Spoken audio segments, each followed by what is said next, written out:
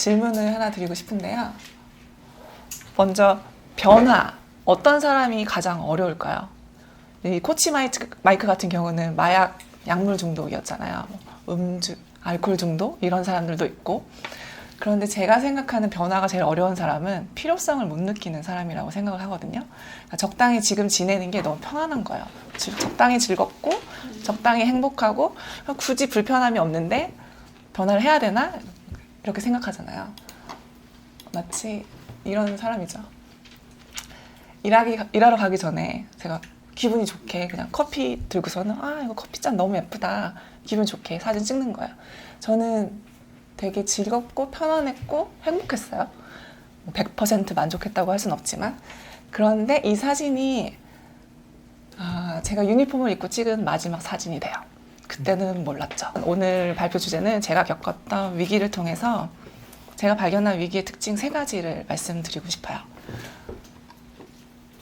이 사진을 찍고 정확히 3일 후에 위기가 예고 없이 방문했어요. 왜냐면 제가 일을 하다가 양팔을 다치게 됐거든요. 이유는 동료가 지켜야 될 안전수칙을 지키지 않았어요. 그리고 그렇게 시작된 병가로 제가 복귀를 하지 못하고 1년 뒤에 한국으로 귀국을 합니다. 그래서 제가 드리고 싶은 얘기는 보통 위기를 생각하면 내가 어떠한 일을 계속 꾸준히 잘못했는데 묵인하면 이제 어느 순간 터지는 거, 또는 어떠한 중요한 순간에 내가 선택을 잘못해서 발생하는 것들을 대부분 생각하잖아요. 그런데 살다 보면 이런 위기도 있다는 거예요. 제가 뭘 잘못했죠? 예상할 수 있었을까요? 또 예상을 한다고 한들 그거를 피할 수 있었을까 싶거든요. 제 생각에는. 그래서 살다 보면 이런 일이 생기는데 이제 건강 하나를 잃어도 사실은 삶이 휘청거리잖아요. 그런데 저는 직업도 잃었고 살고 있는 환경도 다 정리하면서 미래를 다 접어야 되는 순간을 맞이하게 됐어요. 저는 여기에 지금 평안하게 살고 있는 당신이 변화를 선택해야 되는 이유가 있다고 생각하거든요.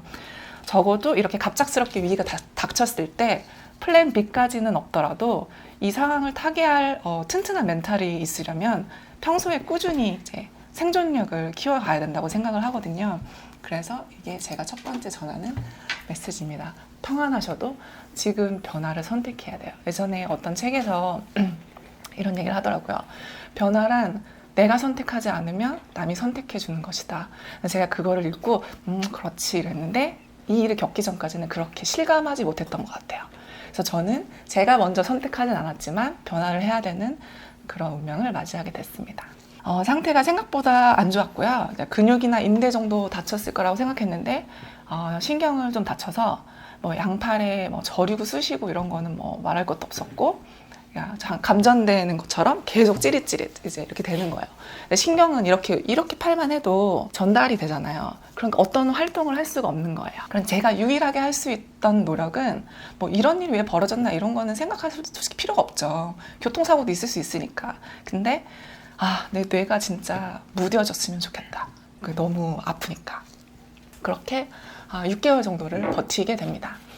그러다가 그때까지는 이게 위기라고 생각하지는 못했어요. 다치긴 했지만 제게 정말로 위기가 오게 돼요. 왜냐하면 나머지 6개월간은 거의 형사, 변호사처럼 제가 생활을 했거든요. 이게 내용은 거의 느낌이 오시죠? 어떤 내용이었을지.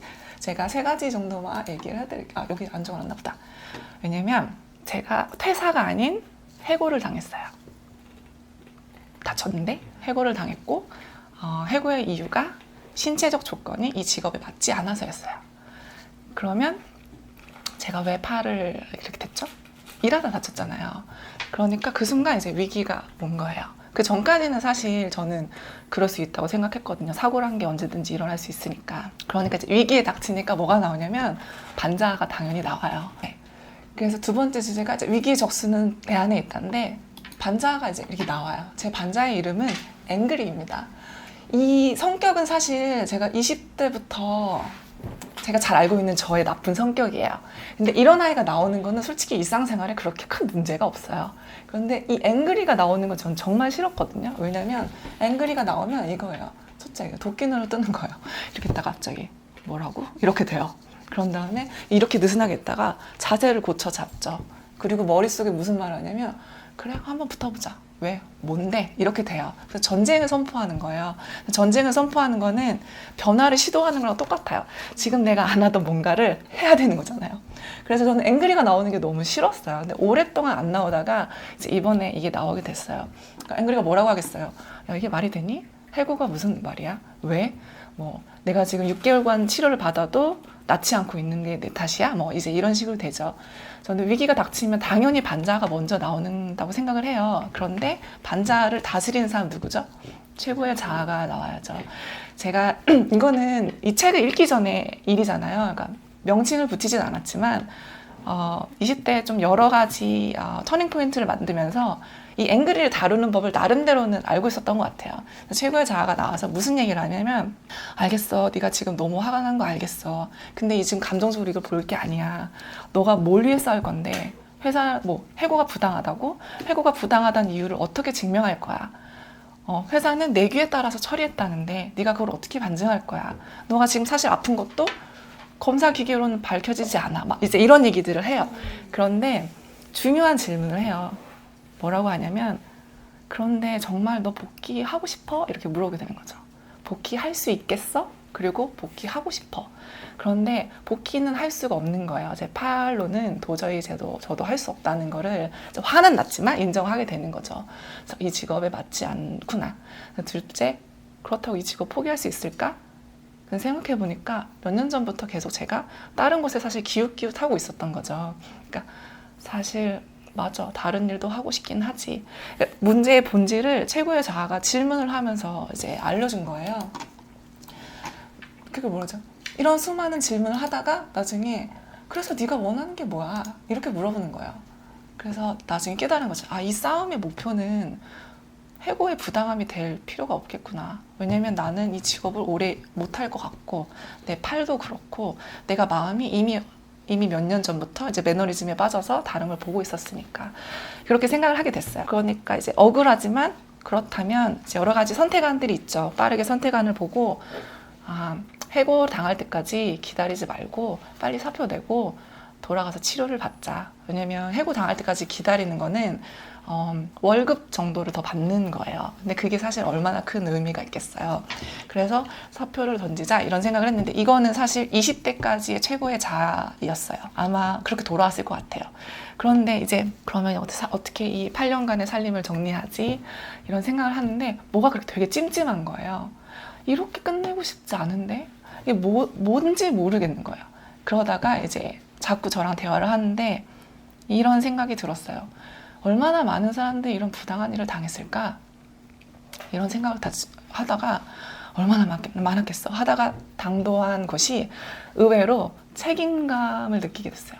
왜였냐면 제가 8년을 다녔잖아요. 회사는 변한 적이 없거든요. 그동안 이런 일이 계속 있었어요. 내가 보지 못한 게 아니에요. 그런데 묵인하고 있었죠. 왜냐하면 조직이란 거는 그럴 수 있어. 야, 회사는 이럴 수 있는 거야. 불합리한 일이 꼭 이 회사만 있는 건 아니지만 있을 수밖에 없다고 생각하면서 방관을 했던 거예요. 그러니까 갑자기 나도 내가 이런 일을 만드는데 일조했구나 라는 생각이 처음으로 들게 됐어요. 그러니까 뭔가 모르게 내가 해야 할 일이 있다라는 사명감이 처음으로 들더라고요.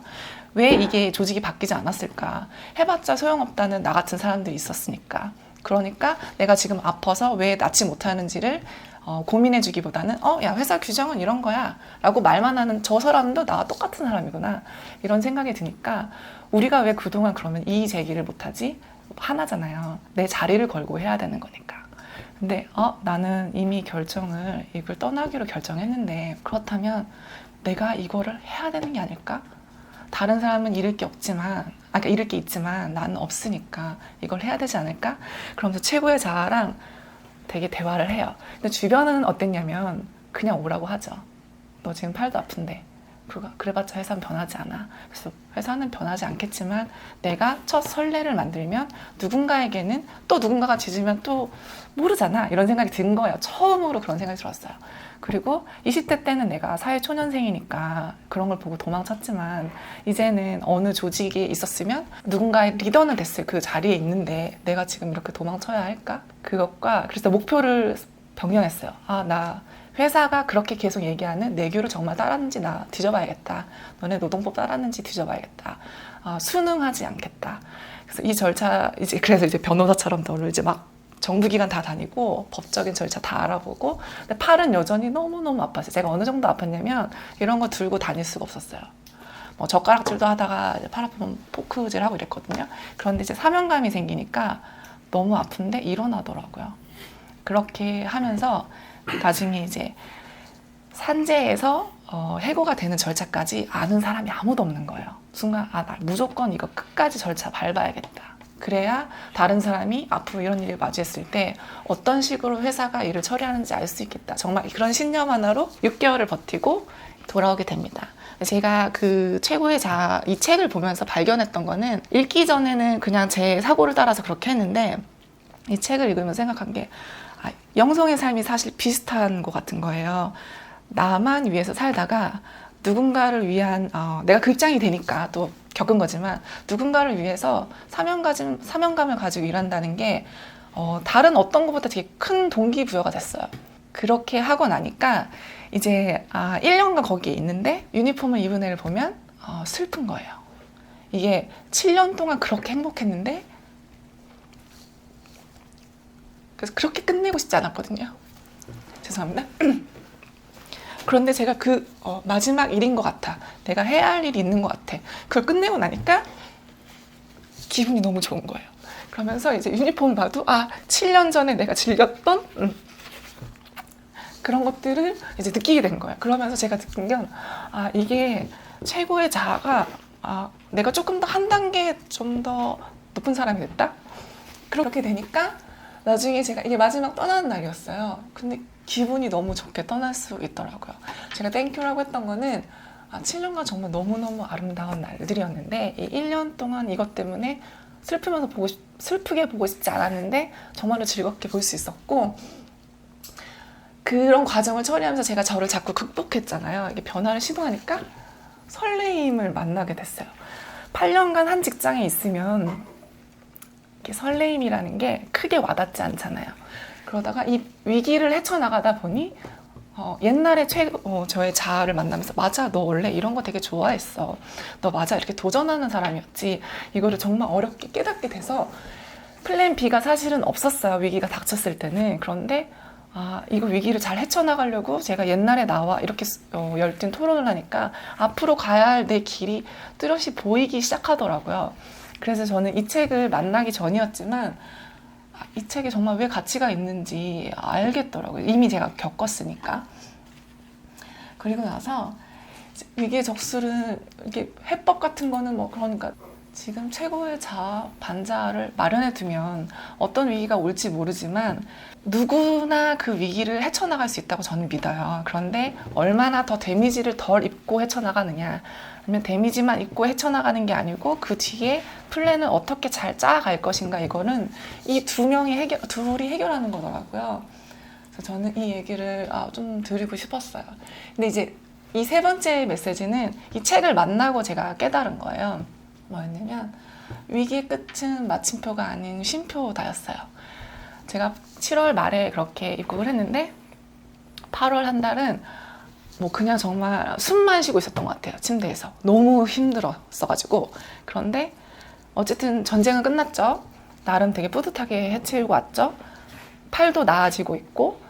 그런데 이제 울컥울컥 하는 날이 있는 거예요. 무슨 TV 광고를 보다가도 갑자기 울어. 그래서 내가 왜 이래? 막 호르몬 불균형이야? 막 이러면서 너 지금 나이 먹었니? 막 진짜 그랬어요. 그런데 이제 최고의 자아를 이제 읽다가 그 이유를 발견했어요.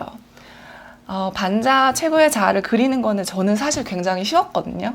왜냐면 운 좋게 20대를 너무 이제 도전하면서 살다 보니까 제 나름대로 그런 전환점이 있어서 머릿속에 있었던 것 같아요. 근데 한 문장에 제가 무너졌어요. 그게 뭐였냐면 최고의 자아가 당신을 어떻게 보고 있는가였거든요. 제가 지금 느낀 거대로면 너 정말 대단했어. 잘했어. 너 포기하고 올 수 있었는데 끝까지 다 남아있는 동료들을 위해서 그런 거 했으니까 잘했어. 해야 되는데 안쓰럽다가 나온 거예요.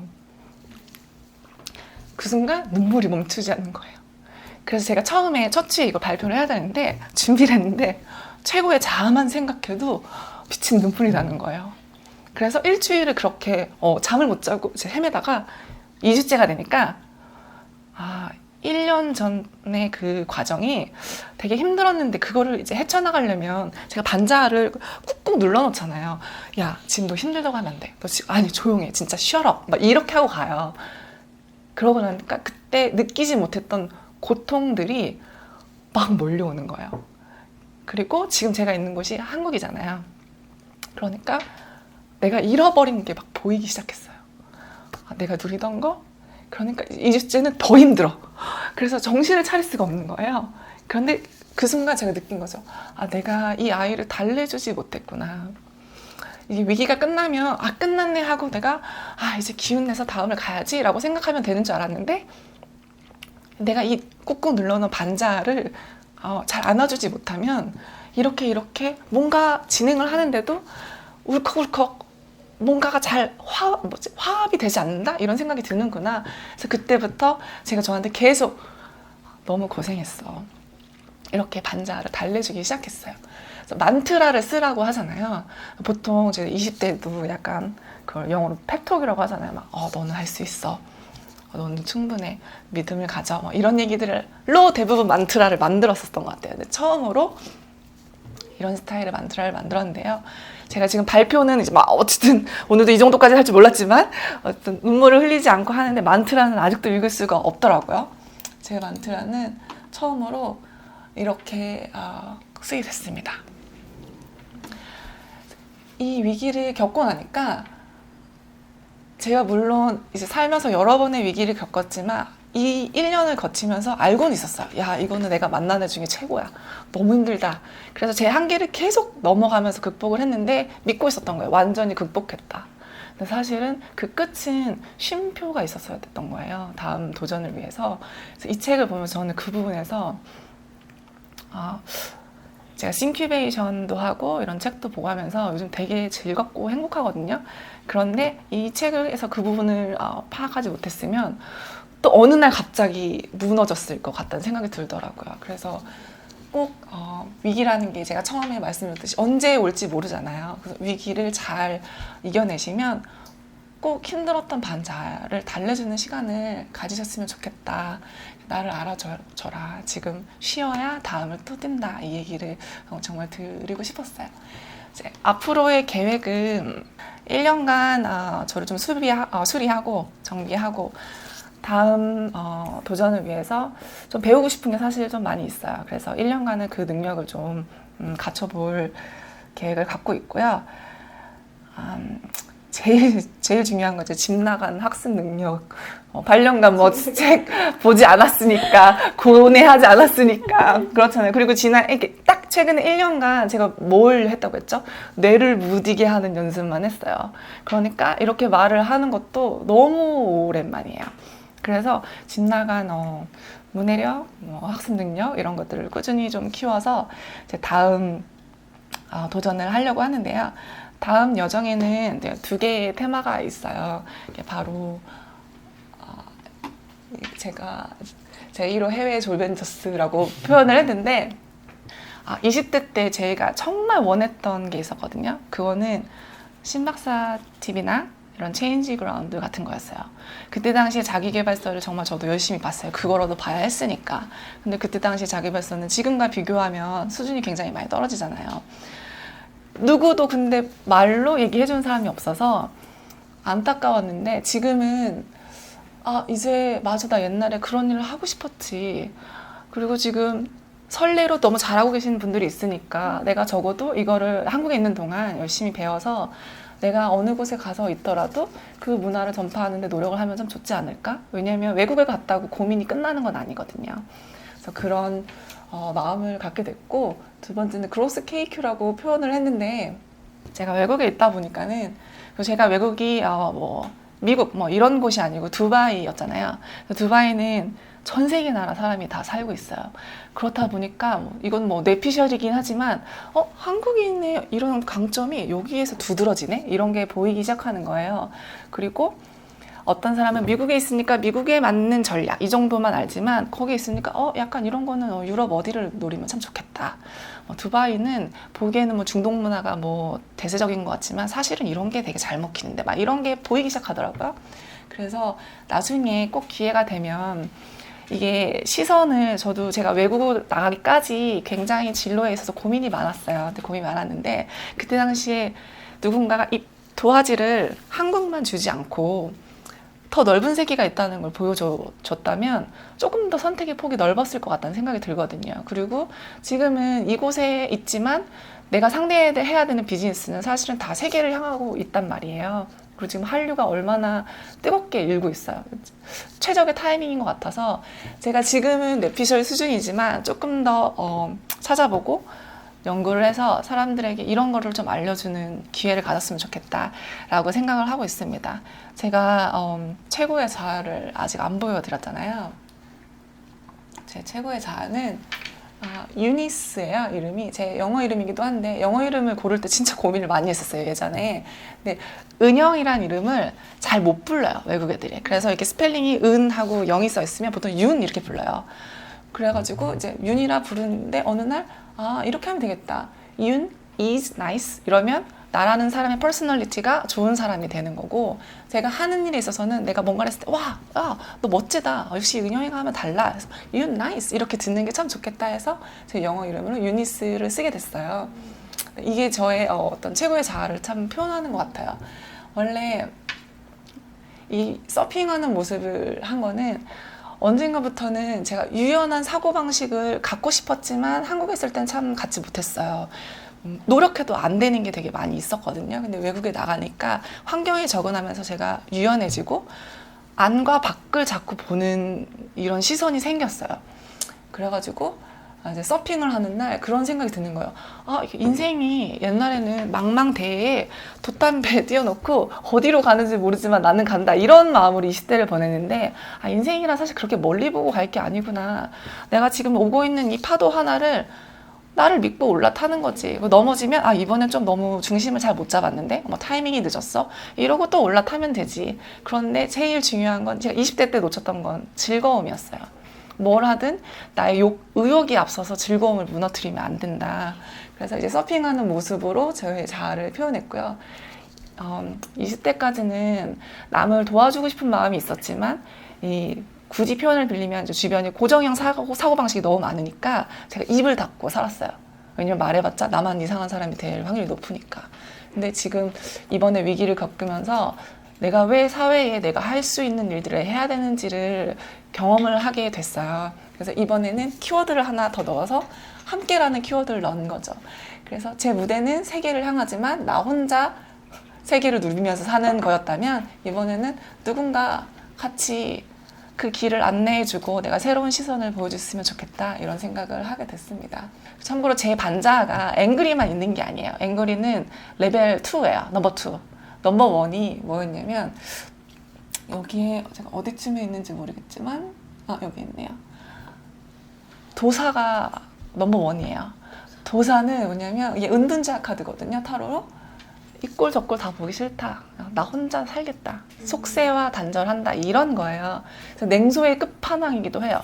차라리 앵그리는 다루기가 쉬운데 내가 저런 마음을 먹으면 최고의 자아도 저를 다루지 못하더라고요. 그래서 저는 딱 이 두 개가 항상 있었는데 이번에 최고의 자아를 그리면서 또 지난 위기를 통해서 제가 최고의 자아가 한 단계 업그레이드 됐잖아요.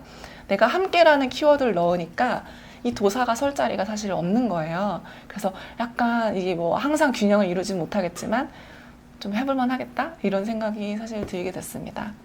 이 책을 겉표지만 봤으면 저는 안 집었을 거거든요. 왜냐면 20대 때 굉장히 제 나름대로 경험치로 겪어온 게 있으니까 당연히 오늘보다 나은 내일이 내가 돼야지, 무슨 소리 하는 거야, 이렇게 했을 텐데 믿고 보는 신 박사님의 추천이어서 읽었다가 되게 깜짝 놀랐어요.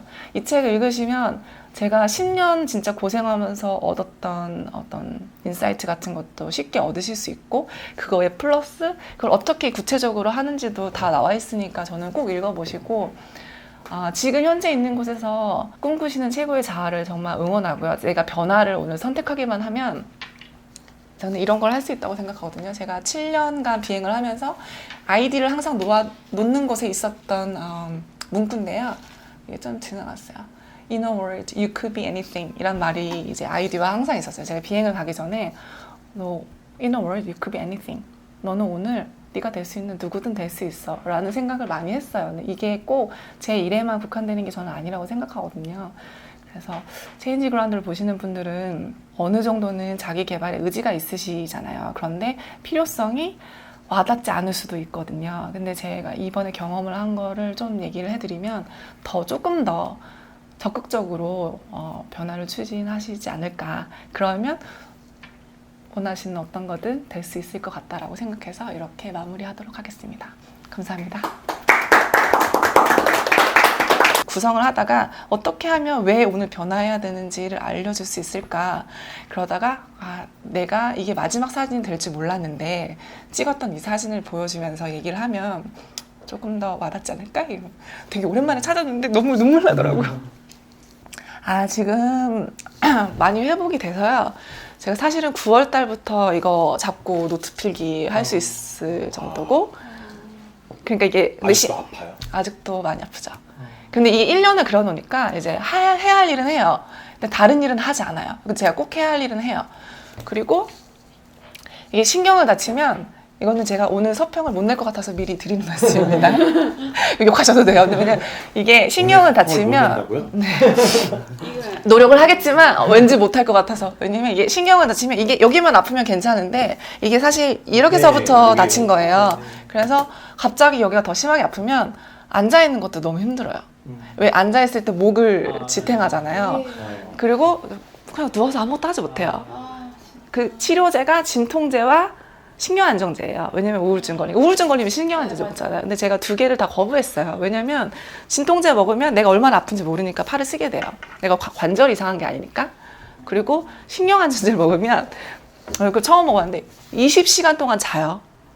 자다가 눈을 떠도 자자 이렇게 돼요. 4시간 깨어 있잖아요. 4시간 동안 이렇게 깨어 있어요. 이거는 아니다 싶은 거예요. 그래서 사실 근데 신경을 다치면 한국에 와서 치료를 받으면 돼요. 제가 지금 되게 빠르게 회복하고 있거든요. 한국에선 침이랑 한약이 있잖아요. 이게 양약으로 안 되기 때문에. 그런데 이제 회사 내규상 제가 돌아올 수가 없었어요. 그러니까 저도 뭐 할 말은 진짜 많죠. 그런데 뭐 이렇게 하고 왔네요. 오해는 하지 마세요. 제가 되게 우울한 게 아니고요. 지금 되게 좋은데 그 상황이 되게 힘들었는데 이제 그 쉼표가 왜 중요하다고 생각했냐면 그때 당시는 힘들다라는 생각을 할 수가 없었어요. 그걸 하는 순간 내가 무너질 테니까. 그런데 이제 그걸 안 하고 1년을 버티니까 이제 나중에 걔가 이제 골마 터지는 걸 몰랐던 거죠. 발 쓰는 게 아프면 진짜 너무 힘들고. 너무 힘들죠. 젓가락질하다가 이게 반자를 보면서 제가 다시 돌아오기 전에 되게 친한 동생들 앞에서 제가 되게 실수했어요. 왜냐면 모든 신경이 내 통증을 감안하는데 쓰고 있으니까 의지력 다 쓰는 거잖아요. 거기에 다른 거를 감당할 수가 없는 거예요. 근데 기간이 1년이 되니까 제가 사실 톨러런스가 되게 높기로 유명하거든요. 주변인 중에 감당할 수가 없는 거예요. 젓가락질 하다가 젓가락을 던졌어요. 도저히 못하겠다. 그런데 이제 이게 알지만 뭐 아픈 걸 알지만 자기가 못 느끼는 사람은 저 언니 왜 저래? 이럴 수 있잖아요. 그래서 이제 돌아왔는데 마음이 또 되게 쓰이는 거예요. 뭐 그때 다시 돌아가도 아마 똑같은 행동을 했겠지만 그런데 이제 중요한 게 설레임을 찾는 게 왜 중요하다는 생각을 했냐면 되게 굉장히 많은 걸 잃었잖아요. 그런데 너무 오랜만에 옛날에 설레었던 나를 만나니까 이게 모르겠어요. 이 설렘을 좀 꾸준히만 유지하면 정말 결과를 낼 수 있겠지만 현재를 버텨내는 힘이 되기도 하더라고요.